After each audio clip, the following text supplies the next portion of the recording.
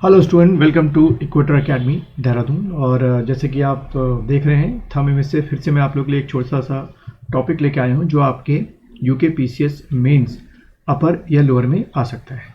और वो टॉपिक जैसे आप पढ़ पा रहे होंगे दैट इज़ डी मोनेटाइजेशन।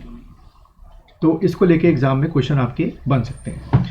अब सबसे पहला सवाल कि ये जो टॉपिक है डी मोनेटाइजेशन, ये आपका किस पेपर में आ सकता है। तो इसकी जो पॉसिबिलिटी है वो आपके आने की 5th पेपर में है। ठीक है, 5th पेपर में अगर मैं बोलूं तो ये क्वेश्चन आपका लिखने के लिए बी सेक्शन में, सेक्शन बी में या सेक्शन सी वाले पार्ट में ये आपका आ सकता है। जैसे कि आपको अब तक याद हो गया होगा, जो आपका 5th पेपर है वो क्या है, इकोनॉमिक एंड सोशल डेवलपमेंट। तो यहाँ पे आपसे पूछा जा सकता है कि what is the meaning of demonetisation, या आपसे क्वेश्चन पूछा सकता है discuss demonetisation in the context of India. तो अगर हम देखें तो आप शुरुआत कैसे करेंगे। The French were the first to use the term demonetise in the year between 1850 to 1855। ठीक है, आप कह सकते हो कि ये आपका इंट्रोडक्शन जो है एक तरीके का लाइन होगी कि जो कॉन्सेप्ट है वो पहली बार किसने आपका इंट्रोड्यूस किया, तो फ्रेंच टिक करके या फ्रेंच लिख कर आना।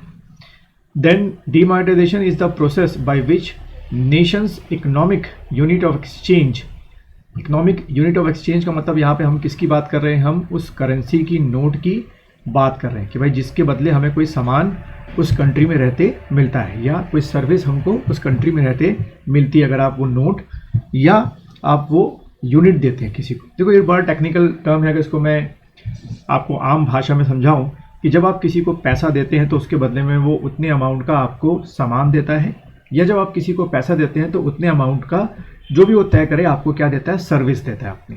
ठीक है, तो loss it's legally enforceable validity. अब ये जो टर्म है इसको आप समझिएगा, लीगली इन्फोर्सेबल वैलिडिटी का मतलब हो गया कि हमारे यहाँ जो ये नोट है या कह लीजिए करेंसी है या जो हमारा रुपी है, ये कौन पब्लिश आपका करता है, आपका आरबीआई पब्लिश करती है। और आरबीआई इन्फोर्स करती है with in the boundary of India कि जो भी आरबीआई ने रुपी को पब्लिश किया है, यानी कि जो करेंसी को पब्लिश किया है, उसके बदले में भारत के अंदर आपको जो भी सामान चाहिए, जो भी सर्विसेज चाहिए, वो आपको मिलेंगी। मान लीजिए आप किसी लॉयर के पास गए, एडवोकेट के पास गए, उनसे आप अपना केस लड़वाना चाहते हैं या कानूनी सलाह लेना चाहते हैं, तो क्या होगी, सर्विस होगी। आप टीचर के पास गए, कोचिंग सेंटर्स के पास गए, उनसे आप जो ये नॉलेज ले रहे हैं उसके बदले में आप उनको जो दे रहे हैं वो क्या है, आपकी जो नोट आप यूज़ करेंगे वो इन्फोर्सेबल होंगे कि उसमें आपको वो सर्विस दें, अगर वो आपके साथ कॉन्ट्रैक्ट करते हैं तो। ऐसा नहीं कि आपने नोट दिखाया तो आपको वकील सलाह देगा ही देगा, ये उसके ऊपर है। लेकिन अगर एक बार वो एग्रीमेंट साइन कर लेता है उतने अमाउंट का, तो उसको आपको सर्विस या चीज़ें या दुकानदार को आपको सामान देना पड़ेगा। Currencies that are terminated through the process of demonetization are no more legally considered exchange and have no financial value। ठीक है, तो ये बहुत इंपॉर्टेंट 2 पॉइंट है कि जैसे ही आपकी आरबीआई ने किसी भी करेंसी को अंडर दी डीमोनेटाइजेशन टर्मिनेट कर दिया, उसकी लीगैलिटी यानी कि उसकी जो लीगैलिटी है उसको टर्मिनेट कर दिया, तो उस करेंसी को ना तो आप एक्सचेंज में यूज़ कर सकते हैं, ना तो आपको उसके बदले कोई सामान मिलेगा या सर्विस मिलेगी, और उसकी जो फाइनेंशियल वैल्यू भी होगी वो भी क्या हो जाएगी, तुरंत आपकी लॉस्ट हो जाएगी। The process of eliminating of lawful except status of a monetary unit by withdrawal of certain kind of और demonetisation of existing currency from circulation. ठीक है, तो लॉफुल तरीके से हम क्या करेंगे, जो भी करेंसी को हमने डीमोनेटाइज किया है उसको पूरे बाजार से एक एक करके धीरे करके थ्रू बैंक्स वो करेंसी वापस जाएगी किसके पास, सरकार के पास वापस जाएगी। ये आपको ध्यान में रखना है। फिर the first demonetisation in British India was carried out on January 12, 1946। तो ये आपका एक ऐसा फैक्ट है जो आपके प्रीलिम्स या किसी एमसीक्यू एग्जाम के लिए भी काम आ सकता है, और जैसे कि हम पढ़िए रिटर्न में तो काम आएगा ही आएगा। उसके बाद अगर आगे बढ़ें, to bring to realisation the first demonetisation that country witness on ordinance for was promulgated by the government on Jan 12, 1946। ठीक है, उस समय इस तरीके से इन्होंने सारी की सारी जो करेंसी थी वो आपकी उस समय की बंद की थी। अब वो करेंसी कौन कौन सी थी देख लें। 500 रुपये के नोट को डीमोनेटाइज किया था, 1000 रुपये के नोट को डीमोनेटाइज किया था, और 10,000 के नोट को डीमोनेटाइज किया था।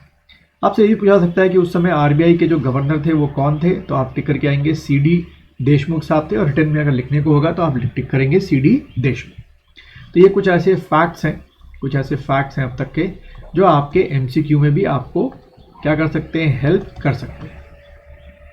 फिर अगर बढ़े, by the end of 1947 out of total, ये लिखा है कि इतने करोड़ जो हैं वो डिमोनेटाइज हुए थे और द वैल्यू ऑफ 134 करोड़ थी, हैज़ बिन एक्सचेंज, और इतने जो है नॉट हैज़ बिन एक्सचेंज, यानी कि वो ब्लैक मनी के तौर पे कहीं पे लॉस कर दिए गए। फिर देखो अगर क्या लिखा हुआ है, द सेकेंड डिमोनेटाइजेशन जो है वो 1978 में कैरी ऑन किया गया था, जिस समय 1000 के, 5000 के और 10,000 के जो नोट थे उनको क्या कर दिया गया था, डीमोनेटाइज कर दिया गया था 1978 में। और उनकी जो वैल्यू थी वो बता रहे हैं 146 करोड़ थी आपकी, और लगभग 14% जो है उस समय करेंसी वापस नहीं आ पाई थी। और फिर 2016 में आपको पता ही होगा सबको, 16 में डीमोनेटाइज किया गया था किसके, 500 और 1000 के नोट, ठीक है। और इसका फिर ऑर्डिनेंस जो प्रोमulgate हुआ था बाय द प्रेसिडेंट के थ्रू हुआ था, और फिर इसमें कहा गया है कि लगभग 99% जो था वो पैसा वापस आ गया था, ठीक, सिर्फ और रिटर्न टू बैंक, और वो 99% कितना था, 15 लाख करोड़ रुपए वापस आ गए थे। तो ये भी आप कह सकते हैं डेटा के बेसिस पे कि जो उस समय की सरकार, यानी कि बीजेपी सरकार ने 2016 पे एक सर्जिकल स्ट्राइक करने की कोशिश की थी ब्लैक मनी पे, वो पूरी तरीके से फेल हुई। और अभी फिर से चौथी बार जो है स्टेप वाइज तरीके से जो आपके क्या हैं, 2000 की जो आपकी यूनिट है यानी कि करेंसी है उसको डीमोनेटाइज किया जाएगा सितंबर तक। तो अगर क्वेश्चन कोई मेंस में आपको लिखने का आएगा तो बच्चों इस तरीके से आप लोग लिख कर आएंगे।